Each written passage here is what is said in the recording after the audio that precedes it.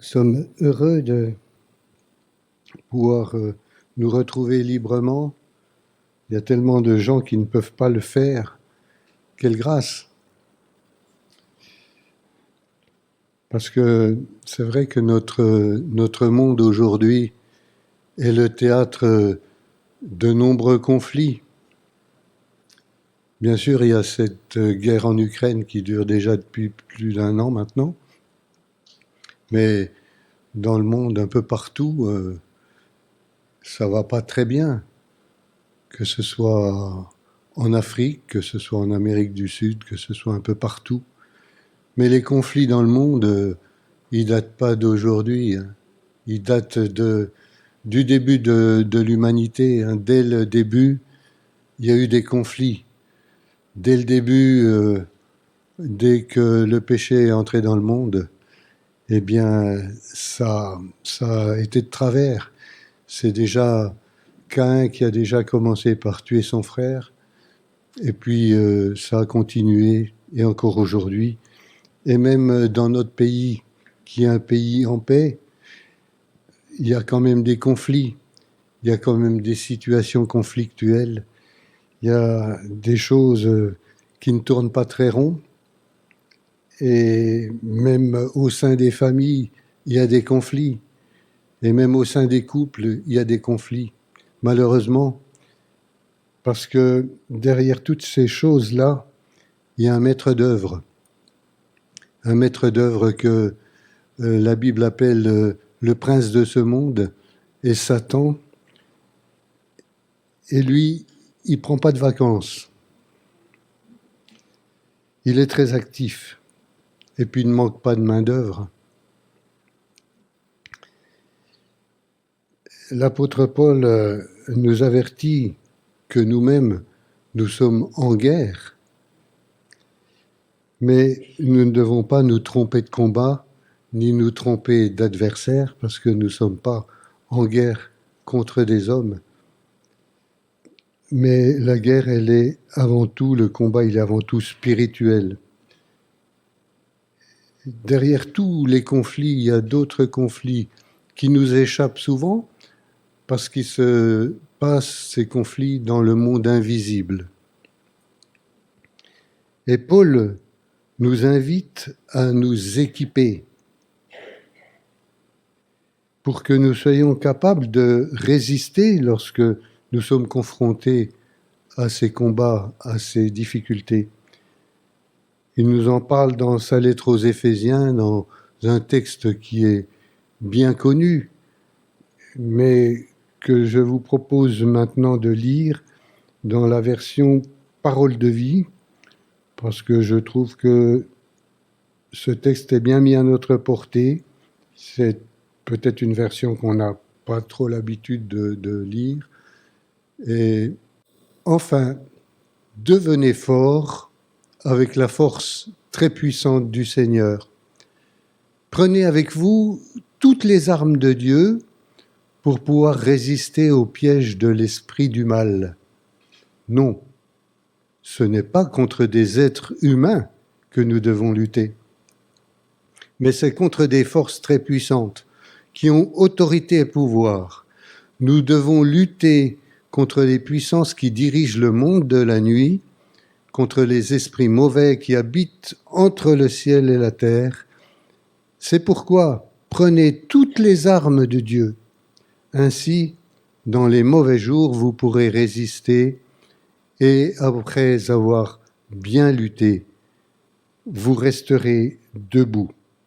Alors debout, prenez la vérité comme ceinture, mettez la justice comme cuirasse, prenez comme sandale l'ardeur pour annoncer la bonne nouvelle de la paix. Toujours et partout, prenez le bouclier de la foi. Avec lui, vous pourrez éteindre les flèches brûlantes de l'esprit du mal. Recevez aussi le casque du salut et l'épée de l'Esprit Saint, c'est-à-dire la parole de Dieu. Priez sans cesse, faites toutes vos prières et vos demandes par l'Esprit Saint. Soyez bien attentifs et priez toujours fidèlement pour tous les chrétiens. Eh bien, avant d'aller plus loin, je vous propose d'incliner nos têtes. Oui, Seigneur, c'est vrai que nous sommes dans un monde troublé et tu nous invites à nous équiper pour le bon combat. Nous n'avons pas à lutter contre des hommes, mais nous savons que nous avons un adversaire qui cherche à tout prix à nous entraver dans notre marche de tous les jours, à mettre des obstacles sur notre route, à nous détourner de ton chemin. Eh bien, Seigneur, garde-nous vigilants, garde-nous attentifs, garde-nous comme nous l'avons lu dans ce passage, debout et bien armés, avec un équipement en bon état pour pouvoir résister à l'ennemi et pour pouvoir être victorieux au travers de tous les combats que nous avons à mener, des combats qui peuvent être tellement différents les uns par rapport aux autres, Seigneur. Pour l'un, ça peut être une maladie, pour l'autre, ça peut être des difficultés dans son travail, pour d'autres, c'est autre chose, Seigneur. Mais dans tous ces combats, que nous puissions être victorieux, parce que bien armés et conscients que ton Saint-Esprit est notre assistant. Alors béni soit ton nom. Amen. J'ai donné pour titre à ce message aujourd'hui « Entretenons notre équipement ». Comme vous le voyez, comme nous l'avons lu là, il y a tout un équipement que nous sommes invités à prendre, à nous revêtir pour ne pas être vulnérables, pour être toujours bien équipés en face de tous les combats que nous avons à livrer. Et pour introduire notre réflexion ce matin, je vous propose de lire un texte dans l'Ancien Testament, dans le premier livre de Samuel, pour essayer de voir une application pratique de ce que nous venons de lire. C'est dans le premier livre de Samuel, au chapitre 13, nous lirons les versets 19 à 23, je lis dans la version du Semeur. À cette époque, il n'y avait pas de forgeron dans tout le pays d'Israël, car les Philistins avaient voulu empêcher que les Hébreux fabriquent des épées et des lances. Tous les Israélites devaient donc se rendre chez les Philistins pour faire affûter leurs socs de charrue, leurs pioches, leurs haches, leurs bêches. Lorsque leurs bêches, leurs pioches, leurs tridents et leurs haches étaient émoussés, ainsi que pour redresser leurs aiguillons. C'est pourquoi, le jour de la bataille, les hommes qui étaient avec Saül et Jonathan n'avaient ni épée ni lance. Seuls Saül et son fils Jonathan en possédaient. Un avant-poste philistin vint prendre position au défilé de Michmash. Alors, pour remettre ce texte dans son contexte, donc le peuple d'Israël avait un ennemi à l'époque qui s'appelait les Philistins, et cet ennemi donc leur causait bien des désagréments, des misères. Et Saül, le roi de l'époque, le roi d'Israël, avait levé son armée pour combattre les Philistins, mais il était convenu que Saül devait attendre le prophète Samuel pour offrir un sacrifice à l'Éternel avant d'engager le combat. Et donc Saül devait attendre Samuel, et Samuel, eh bien, il s'est fait appeler Désiré, il a tardé à venir, il s'est écoulé une semaine et Saül s'est impatienté, il a eu peur, il s'est laissé dominer par sa peur, plutôt que d'avoir la foi et d'attendre Samuel, et qu'est-ce qu'il a fait? Il a offert lui-même le sacrifice, alors qu'il n'était pas habilité pour le faire. C'était seulement des sacrificateurs qui pouvaient le faire, des Lévites, non seulement des Lévites, mais des sacrificateurs qui devaient faire cela. Et donc il a commis une faute en faisant cela, et il a eu le reproche par Samuel. En quelque sorte, Saül, il n'était pas bien équipé spirituellement.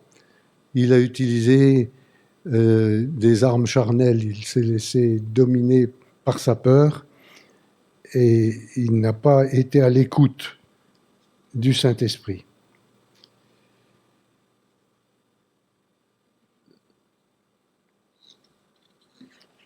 Et cette attitude, ça reflète aussi l'état d'esprit du peuple d'Israël, ce peuple qui n'avait pas vraiment conscience de la sainteté de Dieu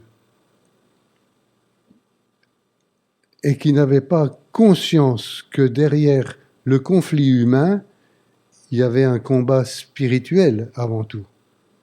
Derrière les ennemis terrestres, il y a un ennemi spirituel qui est Satan. Nous pouvons en tirer un enseignement pour nous aujourd'hui, pour en revenir au texte que nous venons de lire. Nous voyons quand même que c'est une situation assez paradoxale, assez bizarre. C'est qu'il est dit que dans le pays d'Israël, il n'y avait plus de forgerons, parce que les Philistins s'étaient attachés à éliminer tous les forgerons du pays. Et c'est quand même assez étonnant que les gens d'Israël étaient obligés d'aller chez leurs ennemis pour entretenir leurs outils et leur matériel. Et on peut en tirer un enseignement pour nous aujourd'hui en transposant les choses dans le domaine spirituel. Déjà, quel est le bon forgeron? Le forgeron qui peut vraiment affûter nos outils spirituellement. Ce forgeron, c'est le Saint-Esprit. Et quand on va dans le monde et que les gens d'aujourd'hui, ils vont dans le monde pour entretenir leur équipement, si j'ose m'exprimer ainsi. Est-ce que c'est pas le cas? Est-ce que la plupart des gens de nos contemporains ne sont pas dans le monde, ne recherchent pas toutes leurs ressources dans le monde plutôt que de s'adresser à celui qui peut vraiment les équiper correctement contre les combats de la vie.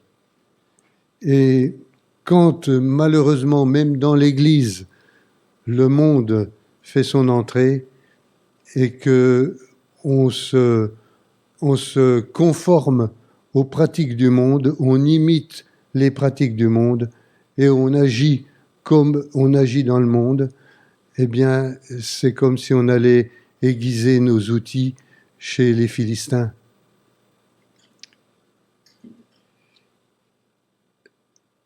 Et c'est finalement, on trouve que l'ennemi, on se plaît chez lui. Cette situation n'est pas désagréable. On s'entend pas si mal que ça avec les Philistins. Mais c'est une illusion parce que un jour ou l'autre, il y a un combat à livrer. Et si les combats de la vie qu'on a à livrer, on n'est pas bien équipé pour le faire, on risque de se trouver démuni, on risque, si on n'a pas bien entretenu notre équipement, si on n'a pas le bon forgeron, d'avoir des soucis. Et c'est ce que vivait humainement Israël. Le verset 22 précise que le jour de la bataille, les hommes qui étaient avec Saül et Jonathan n'avaient ni épée ni lance. Seul Saül et son fils Jonathan en possédaient.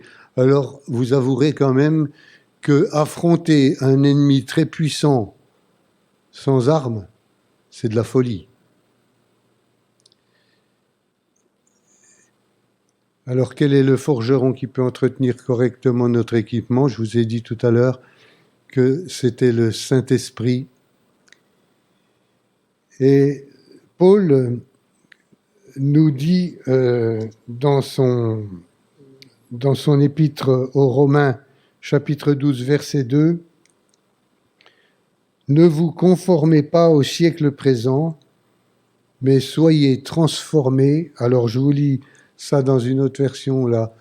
« Ne vous laissez pas modeler par le monde actuel, mais laissez-vous transformer par le renouvellement de votre pensée pour pouvoir discerner la volonté de Dieu, ce qui est bon, ce qui lui plaît, ce qui est parfait. » Voilà, on est appelé à ne pas imiter le monde, à ne pas nous conformer au monde, mais à nous conformer à ce que nous enseigne la parole de Dieu.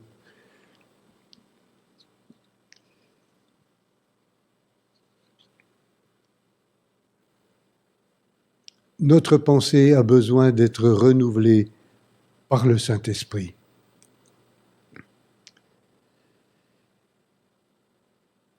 Mais si nous ne marchons pas par l'Esprit et si nous ne vivons pas selon l'Esprit, nous ne serons pas correctement équipés et armés pour le combat spirituel.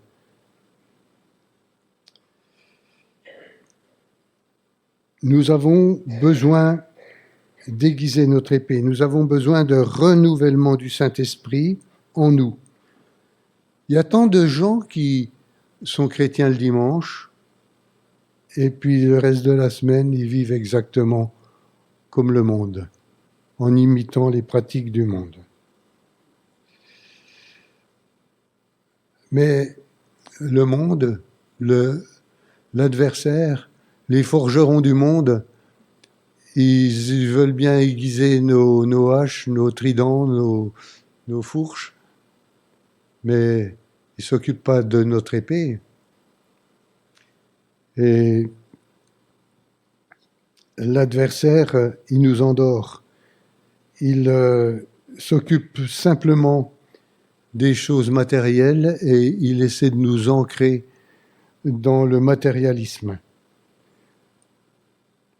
Notre forgeron divin, lui, il agit différemment. Il prend bien soin de nous, il fourbit nos armes spirituelles, mais il s'occupe aussi des choses matérielles. Et si on laisse le Saint-Esprit diriger nos vies, alors nous n'avons pas à craindre pour aussi les choses matérielles. Il va s'occuper de nous. Si nous sommes ancrés dans le matérialisme, pour finir, il n'y a plus ni engagement ni combativité dans l'Église, malheureusement. Alors, ce qui est important dans le texte que nous avons lu tout à l'heure, il nous est dit que le dernier verset que nous avons lu tout à l'heure, le verset 23, « Un avant-poste philistin vint prendre position au défilé de Micmash. » Ce qui est intéressant, c'est de savoir ce que signifie le mot Micmash. Ça signifie quelque chose de caché. C'est intéressant si on transpose les choses spirituellement. S'il y a un domaine dans nos vies caché, réservé, un domaine où le Seigneur n'a pas trop son entrée, c'est dangereux. Est-ce que dans nos vies, il y a quelque chose de caché? Il y a un domaine réservé? Est-ce que je cherche à cacher quelque chose au Seigneur? C'est peine perdue, hein, on ne peut rien lui cacher de toute façon. Mais est-ce qu'il y a quelque chose de trouble, quelque chose de pas net dans ma vie que je ne veux pas trop qu'il soit connu des autres et de Dieu? On a beau être à côté de Bethel, parce que Michmash s'est dit que c'était à côté de Bethel, et Bethel c'est la maison de Dieu. Et on peut être à côté de la maison de Dieu, on peut même être dans la maison de Dieu, si on a un Michmash dans nos vies, c'est dangereux. Alors, c'est important de veiller à ne pas laisser un domaine réservé. Un avant-poste vint prendre position au défilé de Michmash. Vous voyez, quand on laisse une brèche, une ouverture, une porte ouverte, eh ben, l'ennemi s'infiltre. Les Philistins viennent prendre position. Et veillons à ce que l'ennemi ne vienne pas prendre position dans nos vies parce que nous avons laissé une brèche.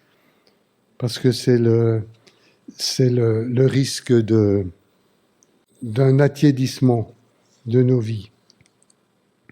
Alors, je ne voudrais pas terminer sur une note négative, mais sur quelque chose de positif, et je vous propose on ne va pas étudier ce texte, mais simplement de lire un texte.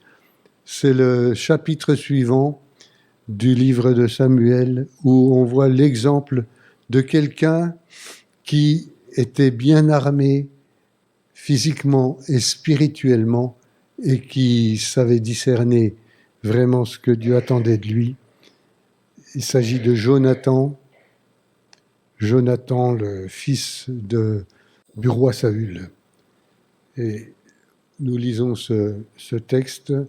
Dans le défilé que Jonathan cherchait à franchir pour atteindre le poste des Philistins, se dressaient de part et d'autre 2 pointes rocheuses appelées Botset et Séné. L'une d'elles s'élève au nord en face de Michmash et l'autre au sud en face de Géba. Jonathan dit au jeune homme qui portait ses armes, « Viens, et attaquons le poste de ces incirconcis, peut-être l'Éternel agira-t-il en notre faveur, car rien ne l'empêche de sauver par un petit nombre aussi bien que par un grand. » Son serviteur lui répondit, « Fais tout ce que tu as à cœur, allons-y. Je suis prêt à te suivre où tu voudras. » Jonathan lui expliqua, « Écoute, nous allons nous faufiler jusqu'à ces hommes, puis nous nous découvrirons brusquement à eux s'ils nous disent « Halte, ne bougez pas jusqu'à ce que nous vous ayons rejoints. Nous resterons sur place et nous ne monterons pas jusqu'à eux, mais s'ils nous disent de monter jusqu'à eux, nous irons.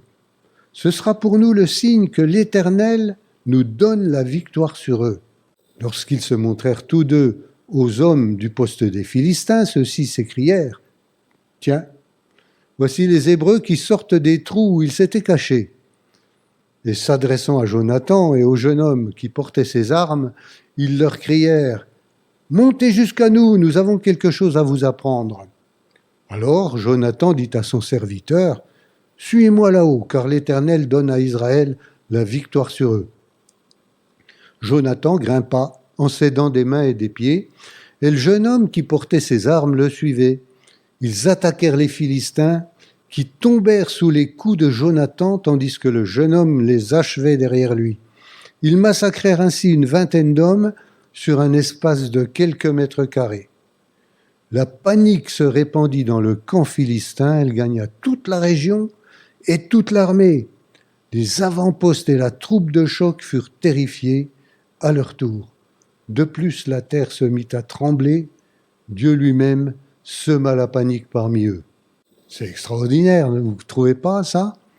Jonathan et son jeune serviteur, son jeune compagnon, son porteur de ses armes, qui ont affronté toute une armée, et ils ont réussi à vaincre parce qu'ils n'allaient pas avec leurs armes seulement, mais ils avaient mis leur confiance dans le bon forgeron, dans celui qui peut les aider à être victorieux.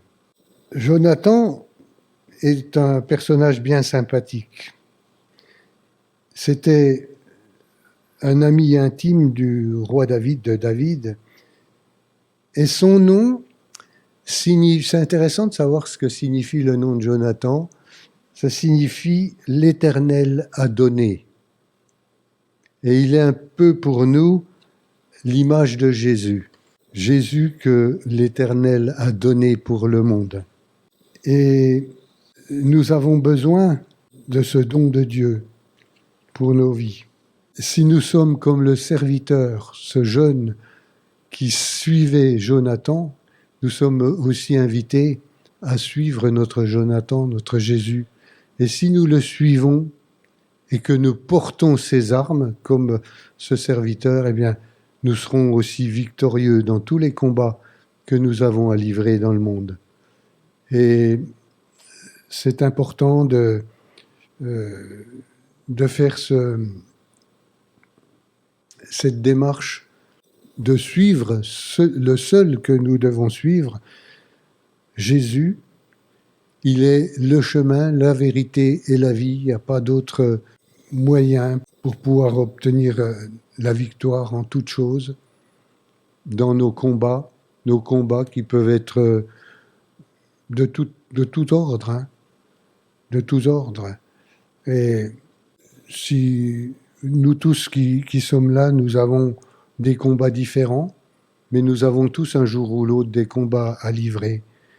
Alors confions-nous dans notre Jonathan à nous, Jésus, et munissons-nous, portons ses armes, et nous pourrons terrasser l'adversaire, même si il nous paraît beaucoup plus fort que nous, et c'était le cas pour Jonathan, son adversaire, il était beaucoup plus fort en apparence. Mais si nous avons notre Jonathan avec nous, nous sommes du côté du plus fort. Et nous pourrons être victorieux dans tous nos combats. Prions. Seigneur notre Dieu, notre Père, nous te rendons grâce pour Jésus qui s'est offert pour nous et qui nous offre aussi son soutien pour ce forgeron divin qu'est le Saint-Esprit aussi, qui veut nous donner un équipement en bon état. Aide-nous, Seigneur, à être des combattants de la foi, à nous munir du bouclier de la foi, comme Jonathan qui a eu, et son jeune serviteur qui ont eu la foi pour affronter l'ennemi. Ils ne sont pas allés seulement avec leurs armes, ils ont demandé un signe que tu leur as donné et ils se sont engouffrés vraiment sur le chemin que Dieu leur traçait. Eh bien, oui, Seigneur, que tu nous renouvelles en nous ton Saint-Esprit pour que nous soyons clairvoyants aussi et que nous puissions être victorieux dans tous nos combats. Aide-nous aussi à discerner ta volonté en toutes choses et que nous ne nous conformions pas au monde qui nous entoure, mais que nous allions aiguiser nos armes chez toi. En étudiant ta parole aussi, en cultivant la communion fraternelle, la prière, parce que c'est cela les armes qui nous permettront de résister et d'être victorieux en tout combat que nous aurons à mener. Nous te le demandons au nom de Jésus et pour ta gloire. Amen.